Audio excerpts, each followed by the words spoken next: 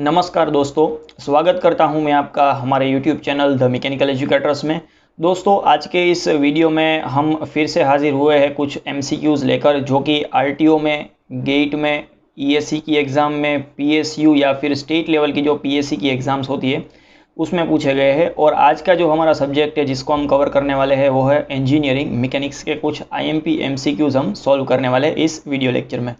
अगर आपने थर्मोडायनेमिक्स के ऐसे ही IMP MCQs अभी तक हमारे YouTube चैनल पर नहीं देखे हैं तो उसकी जो लिंक है वो यहाँ पर मैं आपको आई बटन में दे दूंगा, वहाँ पर जाके आप चेकआउट कर सकते हैं। अगर आपको इंजीनियरिंग मैकेनिक्स के थियोरी लेक्चर पढ़ने हैं तो उसकी जो लिंक है वो यहाँ पर आपको प्लेलिस्ट में मिल जाएगी, नीचे डिस्क्रिप्शन बॉक्स में अवेलेबल है वो। तो चलिए स्टार्ट करते हैं आज का ये वीडियो लेक्चर हमारे फर्स्ट MCQ के साथ। जो हमारा फर्स्ट MCQ है वो है, पूछा गया है आपसे, if a suspended body is struck at the centre of percussion then the pressure on the axis passing through the point of suspension will be। यहाँ पर दोस्तों फर्स्ट ऑफ ऑल आपको दो टर्मिनोलॉजी यहाँ पर क्लियर करनी पड़ेगी, centre of percussion and the point of suspension, या फिर उसे कई बार सेंटर ऑफ सस्पेंशन भी कहा जाता है। ये जो है वो CG और सेंट्रोइड में से पूछा गया एक क्वेश्चन है। तो उसमें फर्स्ट ऑफ ऑल मैं आपको समझा देता हूँ कि मान लीजिए अगर आपने AC जो है वो बॉडी ले ली है, आपके पास जो है वो AC आपने यहाँ पर हमारे पास बॉडी आ चुकी है, वो जो है वो इस पॉइंट के पास यहाँ पर O पॉइंट, उसके बाद में G पॉइंट यानी कि उसका सेंटर ऑफ ग्रेविटी, और इसके बाद में यहाँ पर आएगा हमारा C। यहाँ पर जो O पॉइंट है कि जिसके आसपास जो हमारा बॉडी है वो रिवॉल्व होगा यानी कि ओसिलेट होगा, उसे हम सेंटर ऑफ सस्पेंशन कहेंगे। उसके बाद में इसको जो है वो सेंटर ऑफ ग्रेविटी यानी कि CG कहा जाता है।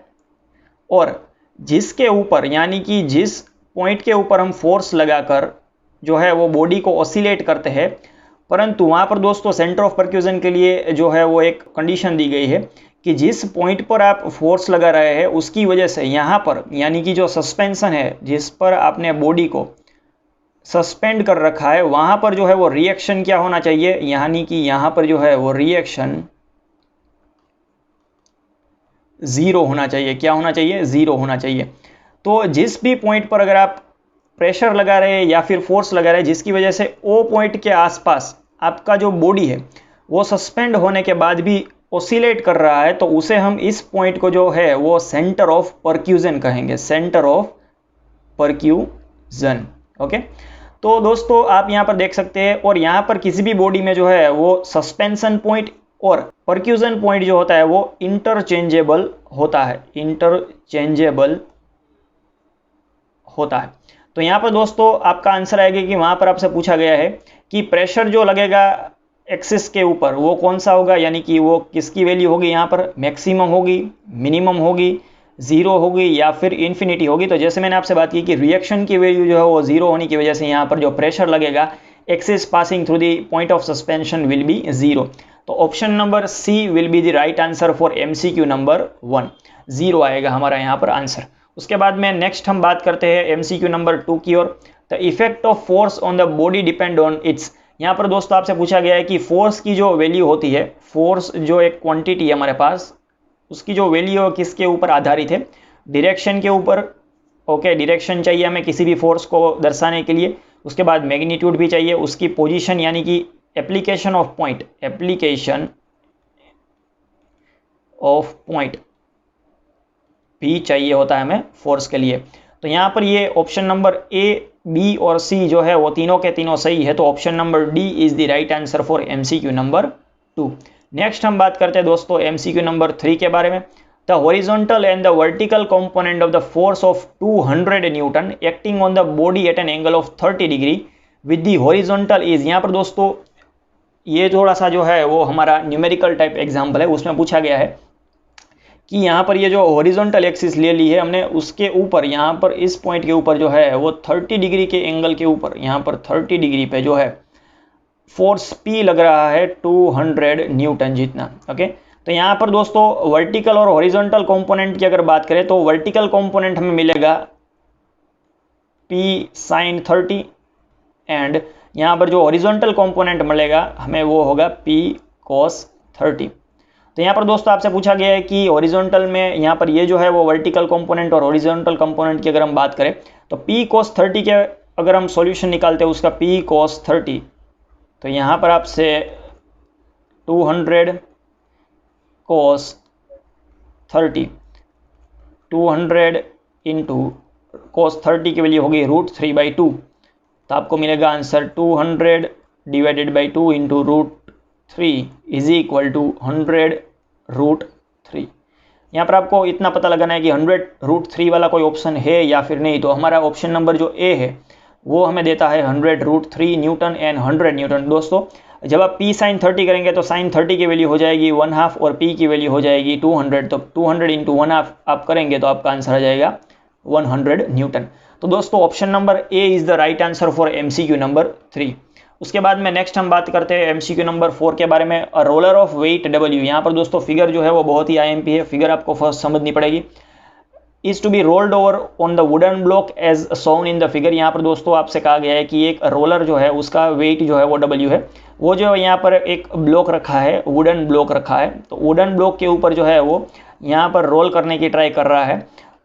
The pulling force F is required to just cause the said motion. यहाँ पर आपको दिखा गया कि एक मोशन में लाने के लिए इस रोलर को जो है वो जस्ट मोशन में लाने के लिए आपको क्या करना है, जो है वो फोर्स F लगाना पड़ रहा है। F फोर्स यहाँ पर लग रहा है, आपका F फोर्स जो है वो 30 डिग्री एंगल पर लग रहा है, जहाँ पर ये कॉन्टैक्ट बन रहा है वहाँ पर। तो दोस्तों जो फोर्स लगना चाहिए F कितना होना चाहिए वो आपको फाइंड करना है। तो वो आप कैसे फाइंड करेंगे दोस्तों? तो दोस्तों उसे फाइंड करने के लिए जो है वो हमारे पास लामीज इक्वेशन आ गया। लामीज जो इक्वेशन है उसके ज़रिए जो है हमें फाइंड कर सकते हैं।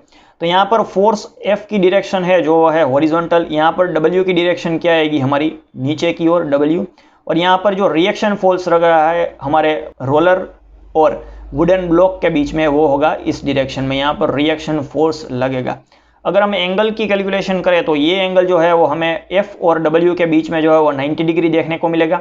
उसके बाद में अगर हम ये एंगल कैलकुलेट करते हैं तो वो हमें 150 डिग्री देखने को मिलेगा, और इस एंगल जो है वो 360 में से बाद करते हैं तो हमें 120 देखने को मिलेगा। तो यहाँ पर हमारे पास 3 फोर्स मिल चुके हैं दोस्तों। तो लामीज इक्वेशन आपको पता ही है कि फोर्स जो है उसके नीचे आएगा साइन, परंतु जो एंगल होगा वो ऑपोजिट वाला होगा। तो यहाँ पर W divided by sine 150 is equal to F divided by sine 120 is equal to R divided by sine 90। तो दोस्तों अगर हम सॉल्व करते हैं F की वैल्यू तो F इज इक्वल टू हमारे पास आएगा W sine 120 divided by sine 150 is equal to sine 120 divided अगर साइन 150 करेंगे, ये ट्रिगोनोमेट्रिक आंसर है तो यहाँ पर जो हम इसे डिटेल में सॉल्व नहीं करेंगे, डायरेक्टली मैं आपको आंसर बता देता हूँ। √3 इंटू W जो है वो हमारा आंसर आ जाएगा। F is equal to √3 into W। तो यहाँ पर ऑप्शन नंबर C जो है वो हमें दिया गया है √3 इंटू W, तो यहाँ पर राइट आंसर आएगा वो हमारा आएगा √3 into W। Option number C is the right answer for MCQ number 4। Next हम बात करते हैं MCQ नंबर 5 के बारे में दोस्तों। MCQ नंबर 5 आपको दिया गया है the motion of body moving on a curved path is given by the equation x is equal to 4 sin 3t and y is equal to 4 cos 3t। The resultant velocity of car is given by, आपको दी गई है x velocity और y velocity आपको दी गई है। तो आपको यहाँ पर फाइंड करना है कि जो रिजल्टेंट वेलोसिटी होगी वो क्या होगी। यहाँ पर आपको जो है वो डायरेक्शन की ही वैल्यू दी गई है, यानी कि अगर हम बात करते हैं x की यहाँ पर वैल्यू दी गई है आपको x is equal to 4 sin 3t and y की वैल्यू आपको दी गई है 4 cos 3t। तो अगर हम उसे, आपको पता ही है कि vx कॉम्पोनेंट अगर फाइंड करना है, x कॉम्पोनेंट अगर आपको वेलोसिटी का फाइंड करना है तो dx बाई dt, उसको आपको जो है वो डिफरेंशिएट करना पड़ेगा। डिफरेंशिएट करेंगे आप तो उसका आंसर आएगा यहाँ पर 12 cos 3t, और उसके बाद में vy की अगर वैल्यू वैसे ही फाइंड करते हैं तो dy by dt is equal to यहाँ पर 12 sin 3t आएगा, परंतु दोस्तों यहाँ पर जो है वो माइनस निशानी आएगी क्योंकि cos जो है वो साइन में कन्वर्ट यहाँ पर होगा। यहाँ पर हमारे पास vx और vy है तो हम डायरेक्टली रिजल्टेंट फोर्स की वैल्यू v की वैल्यू हम फाइंड कर सकते हैं under root vx square plus vy square. उसके बाद में वैल्यू ही हमें पुटअप करनी है डायरेक्टली। अगर हम वैल्यू पुटअप कर देते हैं यहाँ पर तो 12 cos स्क्वायर 3t, यहाँ पर 12 का भी स्क्वायर आएगा plus 12 square sine square 3t। यहाँ पर जो है वो माइनस निशानी जो है वो यहाँ पर पॉजिटिव कहलाएगी। अब माइनस जो है वो उसका स्क्वायर आ जाएगा तो पॉजिटिव हो जाएगी। 12 अगर आप कॉमन निकाल लेते हैं दोनों में से तो 12 अंडर रूट यहाँ पर आ जाएगा आपका cos square 3t plus sine square 3t। तो यहाँ पर ये जो cos square 3t plus sine square 3t है वो आएगा हमारा 1। 12 under root 1 is equal to 12 metre per second हमारा फाइनल आंसर आएगा। Resultant velocity is equal to 12 metre per second. Option number C is the right answer for MCQ number 5। उसके बाद में next हम बात करते हैं दोस्तों एमसीक्यू नंबर 6 के बारे में। एमसीक्यू नंबर 6 जो है वो न्यूमेरिकल नहीं है, वो थियोरेटिकल क्वेश्चन है। A linear velocity of body rotating at w radian पर सेकंड, यानी कि आपको दी गई है लीनियर वेलोसिटी जो है वो फाइंड करनी है। वहाँ पर जो है वो उसकी एंगुलर वेलोसिटी है वो ओमेगा है।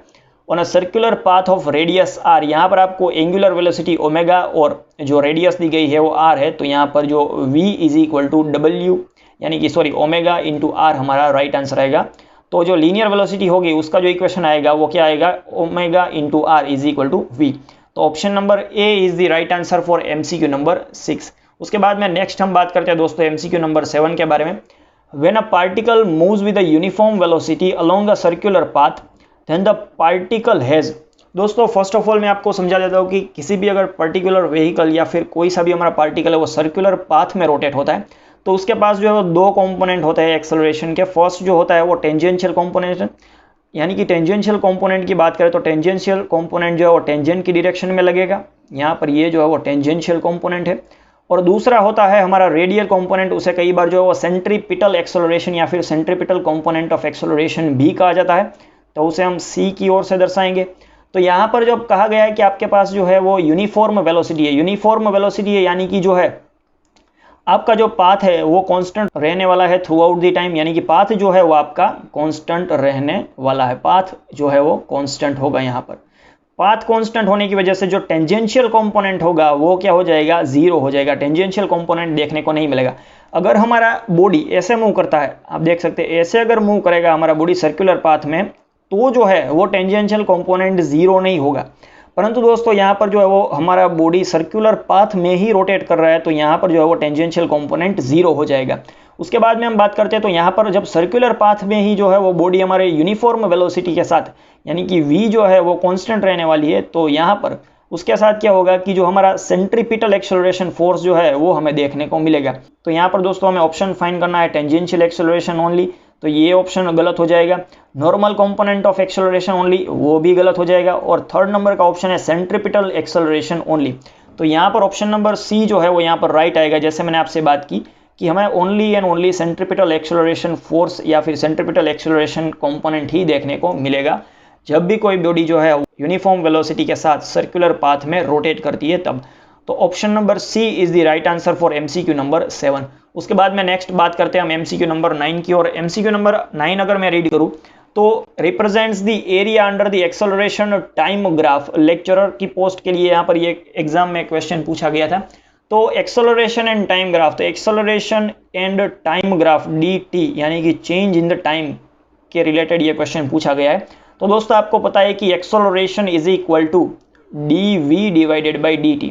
तो अभी हमें क्या चाहिए, एक्सेलरेशन इंटू dt। तो एक्सेलरेशन इंटू dt अगर लेंगे हम तो हमें मिल जाएगा यहाँ पर dv। उसको अगर इंटीग्रेट करेंगे दोनों साइड तो dv is equal to acceleration into dt। तो यहाँ पर हमें देखने को मिलेगा v2 minus v1 is equal to, इसे आप a into t2 minus t1 भी कर सकते हैं। तो यहाँ पर आप देख सकते हैं कि जो एक्सेलरेशन और जो टाइम का जो ग्राफ है वो हमें देगा चेंज इन द वेलोसिटी। यहाँ पर आप देख सकते हैं वो हमें देगा चेंज इन वेलोसिटी। तो हमें ऐसा ऑप्शन फाइंड करना है change in the velocity. Right option is option number D is the right answer for MCQ number 8। उसके बाद में दोस्तों हम नेक्स्ट बात करते हैं एमसीक्यू नंबर 9 की ओर। If the velocity of body changes from 50 metre per second to 200 metre per second in 20 seconds then the acceleration of body is given by. यहाँ पर दोस्तों आपसे पूछा गया है कि जो v1 है velocity at 1 is equal to 50 metre per second है, और जो v2 दिया गया है आपको वो है हमारा 200 मीटर पर सेकंड, और जो टेकन टाइम है वो यहाँ पर है 20 सेकंड। तो यहाँ पर जो एक्सेलरेशन इज इक्वल टू आएगा हमारा answer v2 minus v1 divided by t। v2 कितना है आपके पास 200 minus 50 divided by t is equal to 20 second. तो उसे हम सॉल्व करेंगे तो हमारे पास आंसर आएगा 15 divided by 2 is equal to 7.5 metre per second square. तो यहाँ पर option number C is the right answer for MCQ number 9। उसके बाद में नेक्स्ट हम बात करते हैं एमसीक्यू नंबर 10 की, और एमसीक्यू नंबर 10 जो है वो डी एम्बलर्ट्स प्रिंसिपल के बारे में वो पूछा गया है। दोस्तों डी एम्बलर्ट्स प्रिंसिपल जो है वो हमें आपको याद रखना ही रखना है, क्योंकि ईएससी की एग्जाम में ये क्वेश्चन पूछा गया था और आपकी एग्जाम में भी पूछा जाएगा। तो कौन सा जो सेंटेंस नीचे दिए गए में से जो 3 सेंटेंस आपको दिए गए उसमें से कौन सा सेंटेंस जो है वो सही है आपको पता लगाना है। The net external force F actually along on the body and the inertia force Ft together keep the body in a state of equilibrium. यहाँ पर दोस्तों किसी भी बॉडी को रेस्ट करने के लिए उसके ऊपर जो लगा हुआ फोर्स एक्सटर्नल फोर्स है, और जो इनर्शिया फोर्स जो कि एक्सटर्नल फोर्स के विरुद्ध में यानी कि ऑपोजिट डायरेक्शन में जो काम करेगा वो अगर इक्विलिब्रियम में रहते हैं E is equal to Ft अगर होता है तो जो है वो बॉडी हमारी इक्विलिब्रियम यानी कि स्टेट ऑफ इक्विलिब्रियम में आएगी। तो जो स्टेटमेंट 1 है वो करेक्ट है। द इक्वेशन ऑफ मोशन में be written as F plus minus ma। यहाँ पर दोस्तों जो F लगा हुआ है वो हमारा एक्सटर्नल फोर्स है और उसे हम पॉजिटिव करेंगे यानी कि माइनस ma। माइनस ma क्या है कि जो इनर्शिया फोर्स है किसी भी बॉडी का उसे हम माइनस ma, उसकी जो डायरेक्शन है वो ऑपोजिट है इसलिए हम उसके आगे जो है वो माइनस लगाते हैं। तो माइनस इज इक्वल टू क्या होगा दोनों का 0। तो ये भी जो स्टेटमेंट दिया गया है स्टेटमेंट नंबर 2 जो है वो क्या है वो भी राइट है। स्टेटमेंट नंबर 1 सही है, स्टेटमेंट नंबर 2 भी सही है। तो ऑप्शन नंबर बी तो नहीं है हमारा आंसर। तो अभी स्टेटमेंट नंबर 3 भी देखना है हमें। It tends to give the solution of static problem on appearance of to that dynamics problem। यहाँ पर दोस्तों आपसे पूछा गया है कि static problems का भी solution हमें इसके द्वारा मिल सकता है। दोस्तों आप सभी को पता है कि F is equal to ma के जरिए जो है हम कितने सारे प्रॉब्लम्स जो है वो सॉल्व कर सकते हैं। यानी कि यहाँ पर जो स्टेटमेंट नंबर 3 भी जो है वो यहाँ पर राइट है। तो option number A, B and C यानी कि statement number 1, 2 and 3 are the right. So option number D 1, 2 and 3 are the right answer for MCQ number 10। Next हम दोस्तों बात करते हैं MCQ नंबर 11 के बारे में। MCQ नंबर 11 की अगर हम बात करें, during elastic impact the relative velocity of two bodies after the impact is the relative velocity of the two bodies before the impact. यहाँ पर दोस्तों आपसे पूछा गया कि जब दो इलास्टिक बॉडीज, यहाँ पर आप मान लीजिए हमारे पास M1 इलास्टिक बॉडी है और M2 इलास्टिक बॉडी है, उसके पास जो वेलोसिटी है वो मान लीजिए v1 और यहाँ पर उसके पास जो वेलोसिटी है वो v2 है। उन दोनों की वेलोसिटी हो यहाँ पर जो है वो ऑपोजिट डायरेक्शन में जब वो इम्पैक्ट की ओर आगे बढ़ेंगे तब। तो यहाँ पर जब इम्पैक्ट होगा दोनों के बीच में तो क्या होगा कि जो रिएक्शन फोर्स होगा वो ऑपोजिट डायरेक्शन में लगेगा। तो यहाँ पर M1A और M2A दोनों ही जो फोर्स है वो ऑपोजिट डायरेक्शन में होंगे। तो यहाँ पर उसके द्वारा जो वेलोसिटी होगी v1 और v2 वो भी क्या होगी इक्वल एंड ऑपोजिट होगी। और रिएक्शन की बात करें तो रिएक्शन भी ऑपोजिट एंड इक्वल हमें देखने को मिलेंगे। तो यहाँ पर हमें ऐसा ऑप्शन फाइंड करना है कि इक्वल, ओके, तो ये तो पार्शियली सही हो गया। इक्वल एंड ऑपोजिट ये जो है वो 100% हमारा राइट ऑप्शन आएगा। Option number B is the right answer for MCQ number 11। Next हम दोस्तों बात करते हैं MCQ नंबर 12 की ओर। The wheels of the moving car possesses. यहाँ पर दोस्तों आप मान लीजिए आप ऑटोमोबाइल व्हीकल चला रहे हैं, साइकिल चला रहा है या फिर बाइक भी चला रहा है, तो उसके जो व्हील्स होंगे वो क्या करेंगे कि एक तो जो उसके पास काइनेटिक एनर्जी होगी, काइनेटिक एनर्जी पॉसेस करेंगे किसी भी ऑटोमोबाइल, यानी कि कोई सा भी जो व्हील है वो फॉरवर्ड मोशन कर रहा है या फिर रिवर्स मोशन कर रहा है तो उसके पास जो है वो काइनेटिक एनर्जी रहेगी ही रहेगी। और काइनेटिक एनर्जी भी कौन सी रहेगी, उसके पास ट्रांसलेशन यानी कि वो जो है वो फॉरवर्ड यानी कि एक सिंगल डायरेक्शन में मूव भी करेगा और उसके साथ ही साथ जो है वो रोटेशनल मोशन भी करेगा। तो उसके पास ट्रांसलेशन और रोटेशनल दोनों ही मोशन यहाँ पर आपको देखने को मिलेगी जब भी कोई व्हील्स ऑफ मूविंग यानी कि जो कोई भी कार का जो व्हील है वो मूव होता है आगे की ओर, तो वहाँ पर उसके पास kinetic energy of translation and rotational both आपको देखने को मिलेगी। तो option number D is the right answer for MCQ number 12। उसके बाद में दोस्तों नेक्स्ट आगे बढ़ते हैं एमसीक्यू नंबर 13 की ओर। If a particle in a static equilibrium then the work done by the system of the force acting on that particle is. यहाँ पर दोस्तों आपसे पूछा गया है कि एक पार्टिकल जो है वो स्टैटिक इक्विलिब्रियम में, then the work done by the system of the force, यानी कि एक जो अगर हम बात कर लेते हैं यहाँ पर मान लीजिए कि यहाँ पर ये जो आपके पास बॉडी पड़ी हुई है उसके पास यहाँ पर जो है वो F1 फोर्स इस डायरेक्शन में लग रहा है, F2 फोर्स इस डायरेक्शन में लग रहा है और मान लीजिए कि F3 फोर्स भी जो है वो इस डायरेक्शन में यहाँ पर लग रहा है। परंतु दोस्तों यहाँ पर ये जो बॉडी है वो स्टैटिक इक्विलिब्रियम में है, यानी कि यहाँ पर ये जो बॉडी है वो मूव नहीं कर पा रही है, यानी कि ये जो बॉडी है वो स्टेडी कंडीशन में है। तो वहाँ पर क्या होगा कि जो इनर्शिया है, बॉडी का जो इनर्शिया है वो ऑपोजिट डायरेक्शन में आपको दिखाई देगा, m/a। तो इसकी वजह से क्या होगा दोस्तों कि उसके ऊपर जो वर्क होगा, यहाँ पर ये फोर्स की जो सिस्टम है F1, F2 और F3 एक्सटर्नल फोर्स की जो सिस्टम है वो स्टैटिक इक्विलिब्रियम में जब तक हमारा जो बॉडी है वो रहेगा तब तक जो वर्क डन कर पाएगी वो वर्क डन मतलब क्या होता है, फोर्स इनटू डिस्प्लेसमेंट। तो दोस्तों यहाँ पर जो डिस्प्लेसमेंट होगा वो 0 हो जाएगा, तो वर्क भी आपको 0 न्यूटन इनटू मीटर ही देखने को मिलेगा। Work done is equal to 0। तो यहाँ पर आपसे पूछा गया कि नेगेटिव वर्क डन होगा, इन्फिनिटी वर्क डन होगा, 0 वर्क डन होगा या फिर पॉजिटिव वर्क डन होगा। तो यहाँ पर option number C 0 is the right answer for MCQ number 13। उसके बाद में दोस्तों नेक्स्ट हम बात करते हैं एमसीक्यू नंबर 14 के बारे में। The body of mass 20 kg is lifted up to through the height of 4 metre, how much work is done. यहाँ पर दोस्तों आपसे पूछा गया है कि आपने अगर मान लीजिए m mass is equal to जो है वो 20 kg की जो एक बॉडी है उसे हाइट h यानी कि डिस्प्लेसमेंट कराया उसका 4 मीटर तक, आपके पास g की वैल्यू दी गई है वो है 9.81 मीटर पर सेकंड स्क्वायर, यानी कि ये जो है वो एक प्रकार से आपका एक्सेलरेशन हो गया। तो आपको फाइंड करना है कि जो वर्क डन हमें मिलेगा वो क्या होगा। तो वर्क डन आपको पता ही है दोस्तों, work done is equal to force into displacement. तो यहाँ पर फोर्स जो लगेगा वो होगा मास इनटू एक्सेलरेशन। तो मास हमारे पास दिया गया है, यहाँ पर जो एक्सेलरेशन की वैल्यू होगी वो यहाँ पर g होगी और d की बजाय यहाँ पर h होगा, यहाँ क्योंकि बॉडी को जो है वो h हाइट के ऊपर लाया गया है। तो mg इंटू h, m की वैल्यू आपको दी गई है 20, g की वैल्यू दी गई है आपको 9.81 और h की वैल्यू जो दी गई है वो आपको 4 मीटर। उसे आप सॉल्व करेंगे तो आपको आंसर मिलेगा 784 जूल। यहाँ पर w इज इक्वल टू आएगा आपका 784 जूल। सो एमसीक्यू नंबर 14 में जो राइट आंसर आएगा वो हमारा ऑप्शन नंबर डी 784 जूल जितना वर्क आपको देखने को मिलेगा।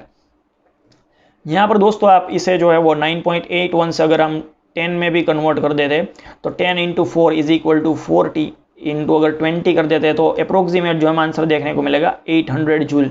तो 800 जूल जो है वो 784 से जो है वो नज़दीक है। तो आप एग्जाम में ऐसे करके भी अपना टाइम जो है वो सेव कर सकते हैं। उसके बाद में नेक्स्ट हम बात करते हैं आज के लास्ट एमसीक्यू की और एमसीक्यू नंबर 15 में। एमसीक्यू नंबर 15 अगर रीड करें, a man weighing 900 newton climbs a staircase of 15 metre height in 30 seconds, how much power is consumed. यहाँ पर दोस्तों आपसे पूछा गया है कि 900 जो वेट है यानी कि W आपको दिया गया है 900 न्यूटन का जो एक आदमी है वो 15 मीटर यानी कि h is equal to 15 metre की जो स्टेयरकेस है वो क्लाइम कर रहा है 30 सेकंड्स में।